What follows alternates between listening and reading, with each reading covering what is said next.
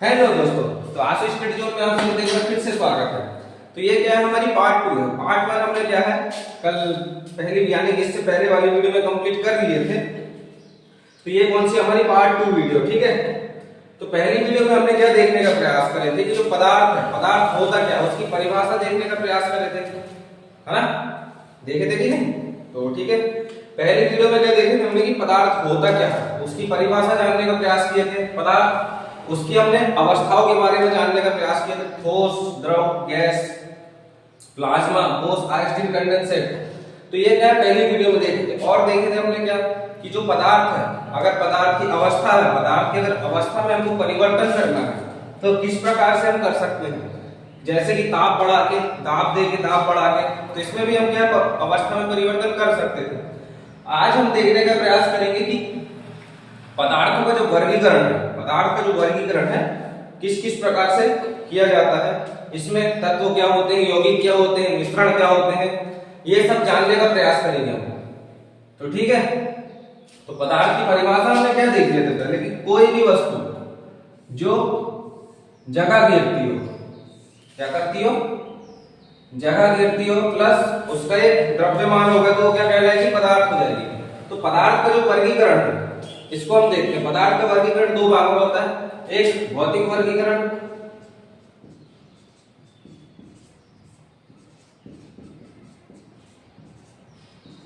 और एक हो जाता है रासायनिक वर्गीकरण, ठीक है। रासायनिक वर्गीकरण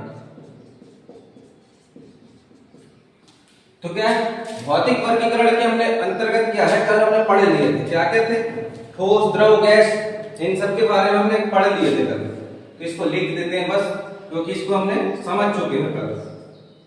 तो क्या देखे थे, ठोस, द्रव, गैस,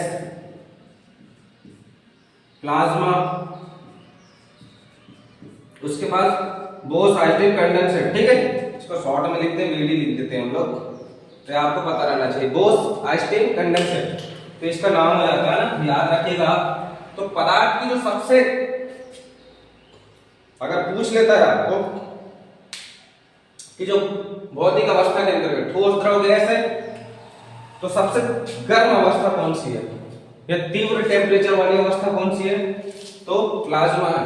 या फिर पूछ लेता है कि पदार्थ की चौथी अवस्था कौन सी है, तो अभी आपको पता रहना चाहिए। और इसके बाद पूछ लेता है कि पांचवी अवस्था कौन सी है, तो कौन सी है, बोस, आइसोटोप, कंडेंसेट। ठोस में क्या होता है, अंतरण आणविक बल बहुत ज्यादा रहता है, इसलिए क्या है, ठोस में क्या होता है कि जो कण रहते हैं बहुत पास पास चिपके रहते हैं आकर्षण बल के कारण, अंतरण आणविक आकर्षण बल, ठीक है। इसमें क्या है, डेंसिटी भी बहुत ज्यादा होती है। क्या होती है, डेंसिटी, घनत्व इसमें बहुत ज्यादा होती है। डेंसिटी मतलब कि पदार्थ के कण कितने घने हैं यहाँ पर, ठीक है। द्रव में वही डेंसिटी थोड़ी कम हो जाती है, फिर गैस में और दूसरी, प्लाज्मा में छोड़ दो, वो आइसोटोप, कंडेंसेट, ठीक है। अंतराणविक बल ठोस में सबसे ज्यादा रहता है, इसके कण पास पास रहते हैं, द्रव में थोड़े दूर, फिर गैस में दूर दूर हो जाते हैं। अब देखते हैं हम लोग, आज इसको देख चुके हैं, कल नहीं देखे तो आप पिछली वीडियो देख लीजिए। रासायनिक वर्गीकरण, ठीक है। तो इसको भी हम लोग क्या है, दो भागों में विभाजित कर देते हैं। कौन कौन से दो भाग, इसको भी हम लोग क्या काम करते हैं, दो भागों में विभाजित कर देते हैं। पहला कर देते हैं क्या, शुद्ध भाग, शुद्ध पदार्थ में पहला क्या कर देते हैं, शुद्ध पदार्थ, शुद्ध पदार्थ, और इधर कर देते हैं अशुद्ध पदार्थ, अशुद्ध पदार्थ।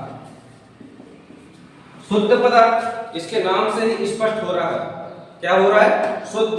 शुद्ध मतलब जिसमें कोई मिलावट ना हो, क्या होगा, शुद्ध पदार्थ का मतलब क्या हो जाएगा, जिसमें कोई मिलावट ना हो, ठीक है। शुद्ध पदार्थ के अंदर क्या हो जाएगा, जिसमें कोई मिलावट ना हो। कैसे मिलावट ना हो, शुद्ध पदार्थ का मतलब जैसे कि अगर हम मान के चलो मार्केट से नमक लेके आते हैं, है ना, नमक को अगर हम खरीद के ला रहे हैं तो क्या उसमें नमक के अलावा कुछ और मिल रहा है, नहीं मिल रहा है ना, क्योंकि सिर्फ उसमें नमक अकेला है। अगर हम बाजार से क्या मसाले खरीद के लाते हैं बाई चांस, तो मसाला क्या एक मसाला रहेगा क्या, उसमें नमक रहेगी, मिर्ची रहेगी, तो उसमें क्या है, बहुत सारे पदार्थ मिले रहेंगे, लौंग, इलायची, ये सब क्या है उसमें मिक्सचर रहेंगे। तो वो क्या है, शुद्ध रहेगा कि नहीं, उसमें क्या है, मिलावट होगी, क्योंकि शुद्ध रहता सिर्फ एक पदार्थ रहना चाहिए। शुद्ध पदार्थ है शुद्ध पदार्थ। तो शुद्ध पदार्थ को भी हम आगे दो भागों में विभाजित कर देते हैं। शुद्ध पदार्थ को भी हम आगे क्या है, दो भागों में विभाजित कर देते हैं। क्या हो जाएगा पहला, तो शुद्ध पदार्थ भी काय में दो भागों में विभाजित हो जाएगा, तत्व। क्या हो जाएगा पहला भाग इसका, तत्व, और इस तरफ क्या हो जाएगा, यौगिक। पहला भाग क्या हो जाता है, इसको दो भागों में विभाजित कर देते हैं, तत्व और यौगिक। और अशुद्ध पदार्थ को काय में विभाजित कर देते हैं, इसको कर देते हैं हम लोग मिश्रण में। काय में कर देते हैं, मिश्रण में। ठीक है। तत्व क्या है, तत्व क्या है, एक ही प्रकार के कणों से मिलकर बना होता है। तत्व क्या होता है, एक ही प्रकार के कणों से मिलकर बना होता है। यौगिक जब दो या दो से अधिक पदार्थ को एक निश्चित मात्रा में मिलाया जाए तो उसको क्या बोलते हैं, यौगिक बोलते हैं। जब दो या दो से अधिक पदार्थों को एक निश्चित मात्रा में मिलाया जाए तो उसको यौगिक बोलते हैं। वहीं पर मिश्रण, मिश्रण क्या होता है, जब दो या दो से अधिक पदार्थों को,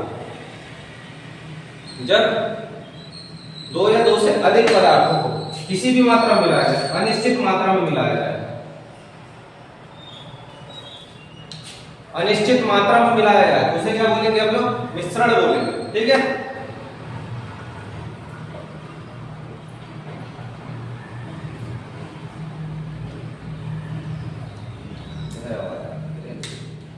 इसके बाद आगे फिर हम क्या है, तत्वों को और आगे विभाजित कर सकते हैं, जैसे कि धातु, अधातु और उपधातु। ठीक है। तो इसको भी हम क्या है, तत्वों को भी आगे क्या है, फिर धातु, अधातु, उपधातु में। धातु में क्या है, विद्युत की सुचालक होती है, ऊष्मा की सुचालक होती है। इसको हम क्या है देखेंगे, अभी अच्छे से पढ़ेंगे। अधातु क्या है, विद्युत की सुचालक होती है कुछ। उपधातु जिसमें धातु और अधातु दोनों के गुण पाए जाते हैं। ठीक है। यौगिक में हम लोग देखेंगे आगे कार्बनिक यौगिक, अकार्बनिक यौगिक, इसको भी देख लेते हैं। इसको क्या है, कार्बनिक यौगिक।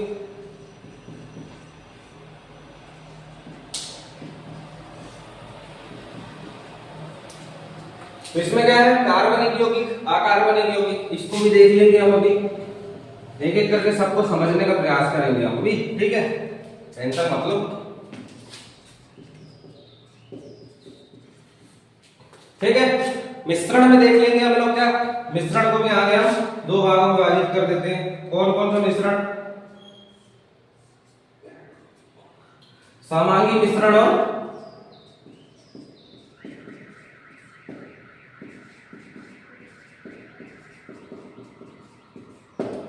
सामान्य मिश्रण और विषमांगी मिश्रण। सामान्य मिश्रण का मतलब जब क्या है, किसी विलयन में पदार्थ की मात्रा पूरी तरह घुल जाती है। मान के चलो कोई अगर शक्कर और उसका घोल बनाते हैं तो उसमें क्या हमको उसके कण दिखाई देते हैं, शक्कर, नमक, इन दोनों के अगर घोल में देखा शरबत में तो उसमें क्या हमको शक्कर के कण दिखाई देते हैं, नहीं दिखाई देते। तो उसी को बोलेंगे हम सामान्य मिश्रण, कि समान मात्रा में मिल गया उसमें, अब उसको हमको अलग करना बहुत हार्ड काम है। ठीक है। दूसरा विषमांगी मिश्रण। विषमांगी मिश्रण का मतलब ये होता है कि उसके कण क्या, अगर हम कैसे, अब जैसे हाँ, अगर हम किसी ग्लास में पानी में अगर रेत मिलाते हैं तो रेत के कण के पूरी तरह मिल पाते हैं, नहीं मिल पाते, वो हमको दिखाई देते हैं। तो ठीक है, ये हो जाता है। अब हम एक एक करके समझने का प्रयास करते हैं। शुद्ध पदार्थ, अशुद्ध पदार्थ, मिश्रण, ये क्या होते हैं सब इनको एक एक। ठीक है। तो अब देखते हैं हम लोग इसको शुद्ध पदार्थ। क्या देखते हैं, शुद्ध पदार्थ। शुद्ध पदार्थ, तो शुद्ध पदार्थ इसके नाम से ही स्पष्ट हो रहा है, शुद्ध पदार्थ जिसमें ऐसे पदार्थ जिसमें कोई भी मिलावट ना हो। क्या होगा, ऐसे पदार्थ, ऐसे पदार्थ जिसमें कोई भी मिलावट ना हो। तो ऐसे पदार्थों को हम क्या बोलेंगे, ऐसे पदार्थ जिनमें कोई मिलावट ना हो, कोई मिलावट ना हो। ठीक है। ऐसे पदार्थ जिसमें कोई भी मिलावट ना हो, जैसे कि ऑक्सीजन, नाइट्रोजन, लोहा, सोना, चांदी, चांदी हो गया, ठीक है, चांदी। तो ये क्या है, अगर हम लोहा लेते हैं तो प्योर लोहा लाते हैं हम लोग, लोहे की राड लेते हैं जैसे कि, तो क्या है पूरी लोहे की बनी हुई है, उसमें कोई पदार्थ मिला हुआ है क्या, नहीं मिला हुआ है। अब जैसे कांसा हो जाएगा तो कांसा में मिक्सचर हो जाता है, तो ठीक है, तो ये हो जाते हैं ऐसे कोई भी पदार्थ जो एकदम पूर्ण अवस्था में अपने पास है, उसमें कोई भी मिलावट नहीं है, तो उसको क्या बोलेंगे हम, शुद्ध पदार्थ बोलेंगे। एकदम 100% सोना बोलते हैं ना पिक्चर में, वही बात। तो ये हो जाता है शुद्ध पदार्थ। अशुद्ध पदार्थ इसी का विपरीत हो जाएगा, जिसमें मिलावट हो, तो ये हो जाता है शुद्ध पदार्थ। अब देखते हैं इसमें शुद्ध पदार्थ के अंतर्गत हम किसको देखेंगे, तत्व को देखते हैं।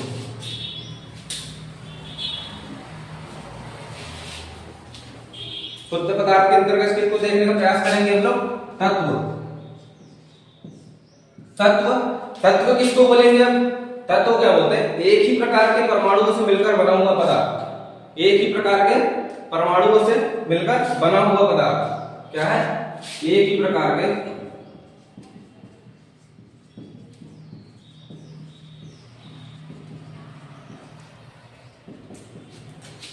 से मिलकर बना हुआ पदार्थ।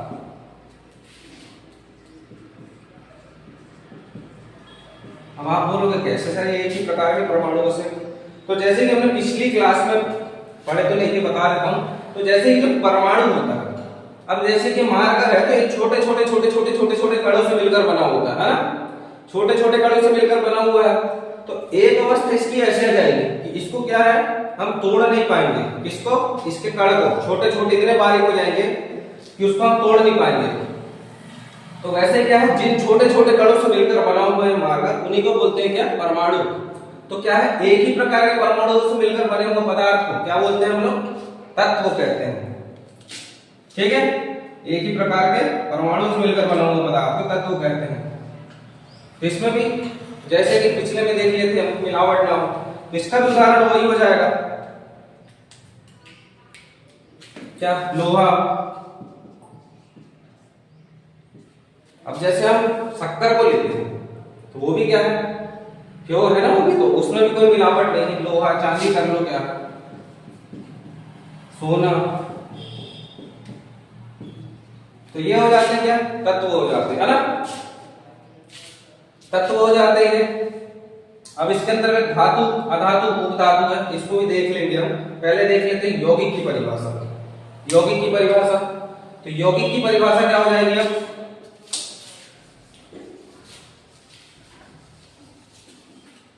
यौगिक की परिभाषा क्या हो जाएगी,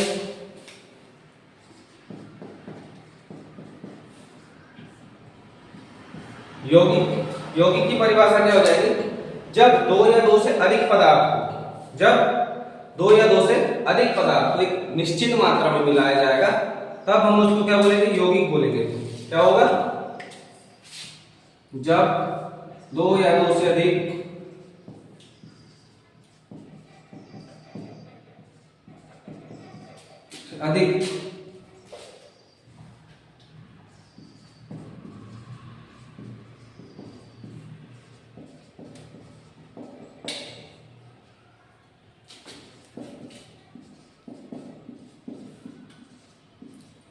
निश्चित मात्रा में, ठीक है, ऐसा मिलाया जाएगा, निश्चित मात्रा में मिलाया जाएगा, तो उसको क्या बोलेंगे हम, यौगिक बोलेंगे। कैसे मिलाया जाएगा सर आप बताइए, बोलोगे आप, तो ठीक है, जैसे कि मैं लेता हूं CO2, ठीक है, CO2, तो आप तो बोलोगे सर यहाँ तो कुछ समझ नहीं आ रहा, तो आप इसमें देखेंगे कि C का जो एक तत्व है यहाँ पर, और वहीं पर ऑक्सीजन के दो तत्व है, तो ठीक है, तो कितना अनुपात, 1:2 हो जाता है, निश्चित अनुपात है ना, कार्बन का एक और ऑक्सीजन के दो परमाणु, तो ठीक है। तो इसी को क्या हो जाएगा कि जब दो पदार्थों को निश्चित अनुपात में मिलाया जाए, ठीक है ना, ऐसा तो नहीं 2.5 या 1.5 है, 3.5, 5.5, तो एक निश्चित अनुपात में जब मिलाया जाएगा तो नया पदार्थ बनेगा, तो उसको क्या बोलेंगे, यौगिक बोलेंगे। आने वाले क्लास में और अच्छे से डिटेलिंग में पढ़ेंगे। ये तो सिर्फ क्या है, बेसिक है, तो अपन पढ़ लेते हैं इस चीज को। तो ठीक है, ये हो जाता है क्या, यौगिक हो जाता है। जैसे कि CO2 हो गया, H2O हो गया, H2O हाइड्रोजन के दो अणु हो जाएंगे और ऑक्सीजन का एक अणु, तो इसमें भी क्या हो जाएगा, 2:1। उसके बाद NaCl देख लेते हैं हम। NaCl सोडियम क्लोराइड, सोडियम का एक और कैल्शियम को क्लोरीन का एक अनुपात 1 में हो जाएगा। ठीक है, तो जब दो या दो से अधिक पदार्थों को निश्चित मात्रा में मिलाया जाता है तो उसको क्या बोलते हैं, यौगिक बोलते हैं। तो ये हो जाता है। अब देख लेते हैं मिश्रण की परिभाषा। मिश्रण क्या बोलता है, इसी का थोड़ा सा अलग कर देते हैं तो मिश्रण बन जाता है। ठीक है, क्या करते हैं, मिश्रण, ये कर दिया हमने इसको मिश्रण, इसको बोलेंगे मिक्सचर। तो यहां से ये भी हटा देते हैं हम लोग। जब दो या दो से अधिक पदार्थों को अनिश्चित मात्रा में मिलाया जाए, क्या किया जाए, दो या दो से अधिक पदार्थों को अनिश्चित, ठीक है, अनिश्चित मतलब, अब अनिश्चित का मतलब क्या होगा, अब कोई भी मात्रा में मिलाया जा सकता है उसको, तो हम उसको क्या बोलेंगे, जब दो या दो से अधिक पदार्थों को अनिश्चित मात्रा में मिलाया जाए तो उसको हम लोग क्या बोलेंगे, मिश्रण बोलेंगे। क्या बोलेंगे, मिश्रण। अब बोलोगे भैया आप इसको कैसे समझाओगे आप, ठीक है देखते हैं इसको। तो इसमें क्या होगा, हाँ ठीक है, अब जैसे कि हम लोग क्या काम करते हैं, शरबत पीते हैं, ठीक है, शरबत हम जब पीते हैं तो उसमें क्या काम करते हैं हम, अब शरबत बनाया हमने, ठीक है, शरबत में क्या क्या मिलेगा, आप बोलोगे उसमें चीनी डालेंगे हम, है ना, डालोगे, नमक डालोगे, और बोले भैया थोड़ा सा नींबू डाल देते हैं हम, ठीक है, बराबर क्या बन गया ये शरबत, है ना, बना कि नहीं, शरबत, ठीक है, दाल जो भी होगा, ठीक है, शरबत से बन गया, शरबत बन गया हमारा। अब क्या काम करेंगे इसमें, अब आप क्या है, अब बना शरबत हमारा, ठीक है, नमक भी मिला लिए, शक्कर भी मिला लिए, चीनी मिला ली, नींबू मिला लिया। अब बोले आपने जैसे ही पिए, बोले मजा आ गया बोले, तो इसमें क्या काम होगा, अब जैसे किसी को मिले, बोले अरे यार थोड़ा मीठा नहीं है, बोले इसमें तो और शक्कर डाल दो, बोले थोड़ा नींबू अगर किसी को बढ़ाना है तो अपने हिसाब से क्या बढ़ा लेंगे, उसको क्या हम यौगिक बोलेंगे, नहीं बोलेंगे, इसको क्या बोलेंगे, मिश्रण बोलेंगे। अनिश्चित मात्रा में, क्या, क्योंकि हम इसमें मीठा बढ़ा भी सकते हैं और कम भी कर सकते हैं, तो अपनी मात्रा के हिसाब से उसमें मिला सकते हैं हम लोग। उसमें क्या है, निश्चित मात्रा में, इसमें क्या है, अनिश्चित मात्रा में। तो ये हो जाता है मिश्रण की परिभाषा, ठीक है। अब देख लेते हैं हम और क्या बच गया, हाँ, समांगी मिश्रण और असमांगी मिश्रण, इसको भी देख लेते हैं। बंद करो वाला इसको से किया,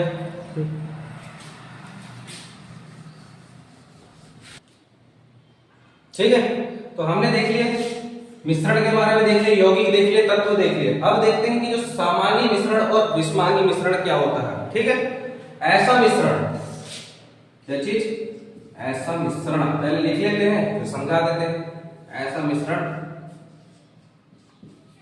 जिसके अवयवी कण को, जिसके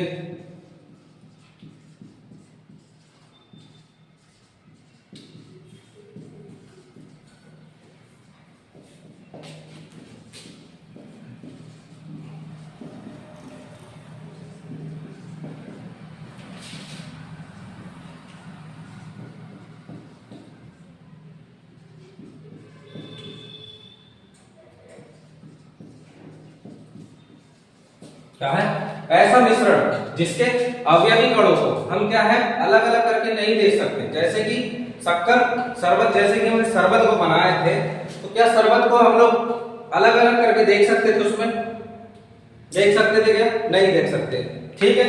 तो इसमें क्या हो जाएगा, जैसे नमक का घोल,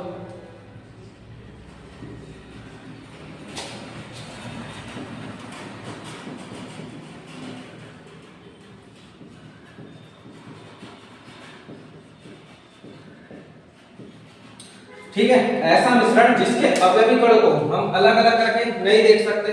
अब क्या शक्कर में जगह वो नमक और पानी को अगर हम मिलाते हैं तो क्या हम उसके नमक के कणों को अलग अलग नहीं देख सकते हैं? क्या नहीं देख सकते? क्यों नहीं देख सकते?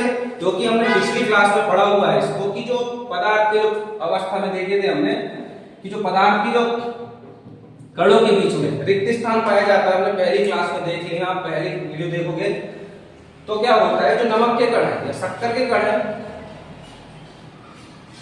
ठीक है, तो क्या है नमक और शक्कर के कण, तो क्या है रिक्त स्थान पाया जाता है पदार्थों के कणों के बीच में। तो जो शक्कर के जो यानी नमक के कण है उन क्या है रिक्त स्थान में जाके फिट हो जाते थे, तो इस कारण से क्या है हमको वो क्या है दिखाई नहीं दे सकता। तो देखे थे हमने कि अगर लेवल बढ़ाते हैं 100 ml पानी में नमक भी डालते हैं तो वो क्या है उसी में घुल मिल जाता है। वही होता है ऐसा मिश्रण जिसके अवयवी कणों को हम अलग करके नहीं देख सकते, उसको क्या बोलेंगे? समांगी मिश्रण। क्या बोलेंगे? समांगी मिश्रण। ठीक है, यहीं पर इसको भी देख लेते हैं। और ऐसा मिश्रण जिसके अवयवी कणों को हम अलग अलग देख सकते हैं, अगर उनको मिलाने की भी कोशिश करेंगे तो वो क्या है मिलेंगे नहीं। बोले सांप और नेवल हमारी दोस्ती है हमारी, बोले हम तो नहीं मिलने वाले सर, चाहे जो हो जाए जैसा है वैसा ही रहेगा।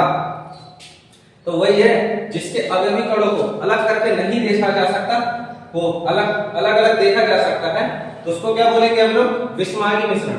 विषमांगी मिश्रण, इसका उदाहरण बोलोगे, चलो वो भी देख लेते हैं। तो इसका उदाहरण देख क्या हो जाएगा,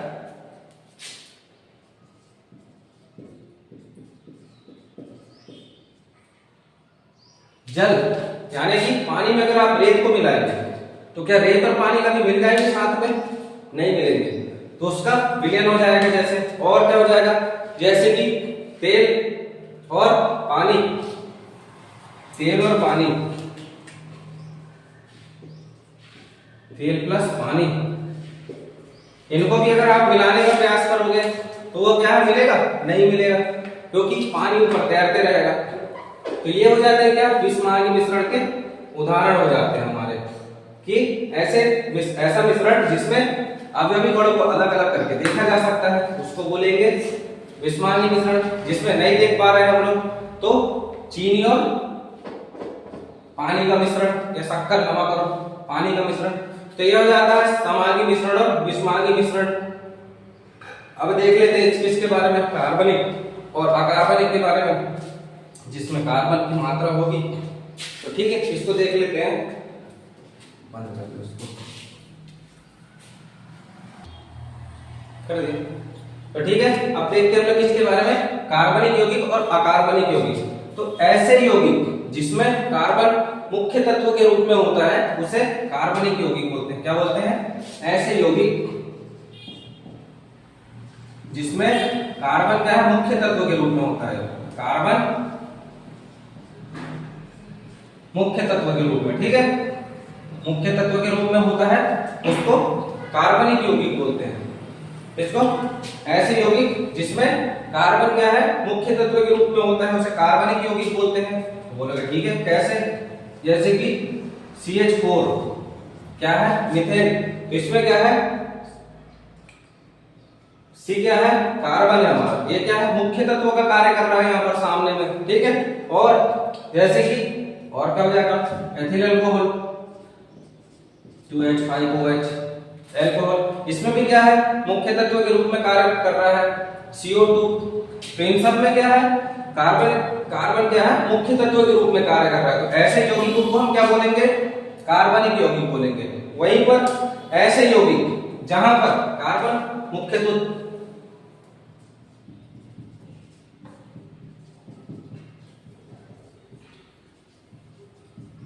जहां मुख्य तत्व के रूप में कार्बन नहीं होता, कार्बन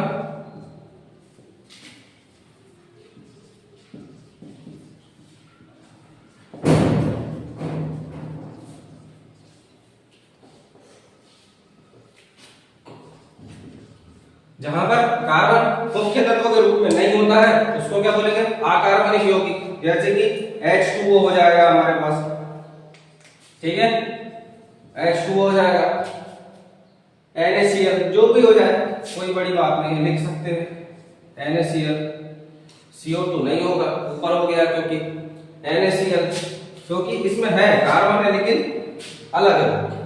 तो ये हो जाते हैं ऐसे यौगिक जहां पर कार्बन मुख्य तत्व के रूप में नहीं होता है, उसको अकार्बनिक यौगिक। जब इसको हम आने वाली क्लासों में पढ़ेंगे कार्बनिक यौगिक, अकार्बनिक यौगिक, तो उसमें अच्छी तरह से पढ़ लेंगे हम लोग।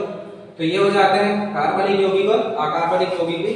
ये क्या है, बेसिक क्लास है, ठीक है। इसके आने वाली क्लास में जब हम कार्बनिक और अकार्बनिक यौगिक पढ़ेंगे तो उसमें क्या है अच्छे से पढ़ेंगे हम। तो ठीक है, ये हो जाता है। अब देख लेते हैं धातु अधातु के बारे में, फिर फिनिश करते हैं।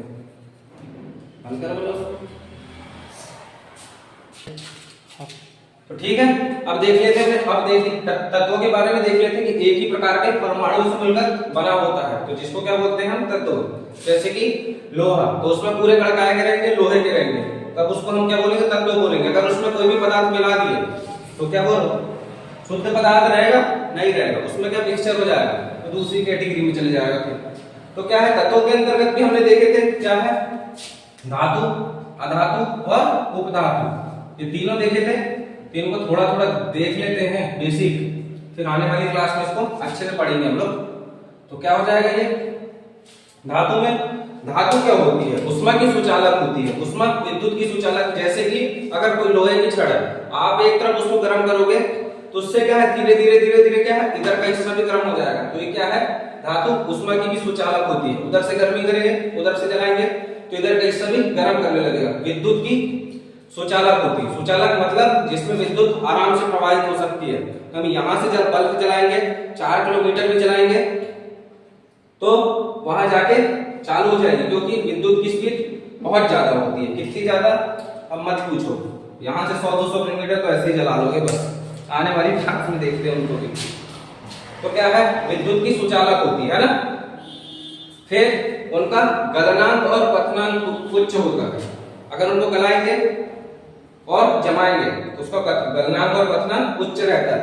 डेंसिटी, घनत्व, लोहा हो गया, जैसे तांबा हो गया, सोना हो गया, तो इनका क्या है, घनत्व, डेंसिटी बहुत ज्यादा होती है, क्योंकि इनके जो कण है बहुत पास होते हैं। अंतराणु बल के कारण क्या है, एक दूसरे से सटे होते हैं, तो इसकी क्या डेंसिटी बहुत ज्यादा होती है, घनत्व ज्यादा होता है। प्लस धातु क्या है, प्रायतः धातु कठोर होती है। कोई भी धातु होगी कठोर होती है। इसमें और क्या है, तन्यता का गुण पाया जाता है, ठीक है। आघात वर्धनीय होती है, मतलब कि अगर उनको हम मारेंगे तो क्या फैल जाएगी, लेकिन एकदम से टूटेगी नहीं हो। जैसे लोहा को आप देखेंगे कई बार पटकोगे आप तो क्या एकदम से चूर चूर हो जाता है, क्या नहीं होती। जैसे कांच हो गया, एक मारोगे तो 2 फक्का हो जाएगा, तो वो नहीं हो जाता। तो धातुओं की संख्या कितनी है, 91 है। और कुल तत्वों की संख्या, ये भी आपसे पूछ सकता है कि कुल तत्वों की संख्या कितनी है, तो 118। वहीं पर धातुओं की संख्या कितनी है, 91 या 91।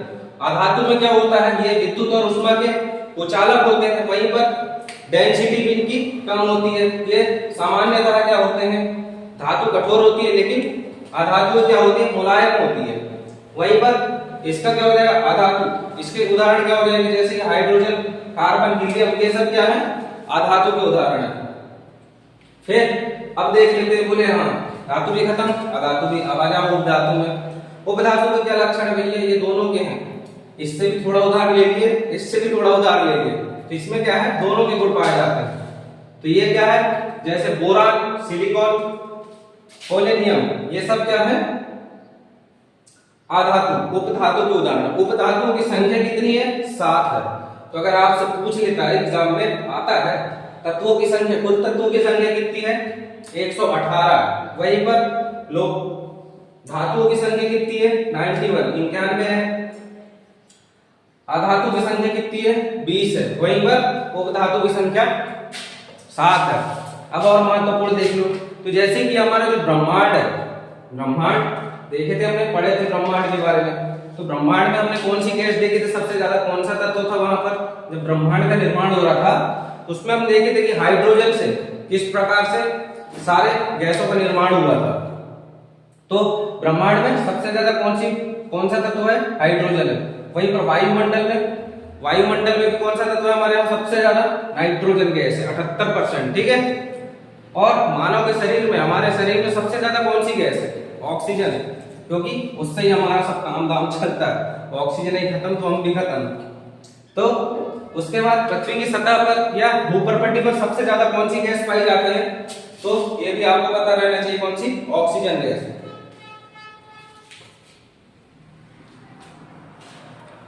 ठीक है, तो ये हो जाता है हमारा आज के लेक्चर।